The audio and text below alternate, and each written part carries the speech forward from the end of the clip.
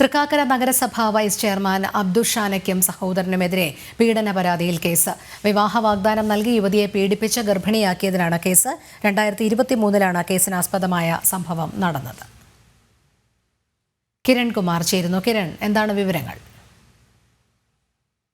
ഈ വിവാഹ വാഗ്ദാനം നൽകി പീഡിപ്പിച്ചു എന്ന പരാതിയിലാണ് തൃക്കാക്കര നഗരസഭ വൈസ് ചെയർമാൻ അടക്കം ഇദ്ദേഹത്തിന്റെ സഹോദരൻ അടക്കം 5 പേർക്കെതിരായിട്ട് കേസെടുത്തിരിക്കുന്നത്. ഇയാളുടെ സഹോദരൻ അലി, ഒപ്പം തന്നെ ചെയർമാനായിട്ടുള്ള അബ്ദുൾ ഷാന, ഈ അലിയുടെ ഭാര്യ നസ്ല എന്നീ 3 പേരടക്കം ഈ കേസിൽ പ്രതികളാണ്. ഇവർ യുവതിയെ വിവാഹ വാഗ്ദാനം നൽകി ഈ സഹോദരൻ പീഡിപ്പിച്ചു എന്നായിരുന്നു പരാതി. 2023 ഇതിനാസ്പദമായ സംഭവം ഉണ്ടാകുന്നത്. വിവാഹ വാഗ്ദാനം നൽകി പീഡിപ്പിക്കുകയും പിന്നീട് പെൺകുട്ടി ഗർഭിണിയാകുകയും ചെയ്തിരുന്നു.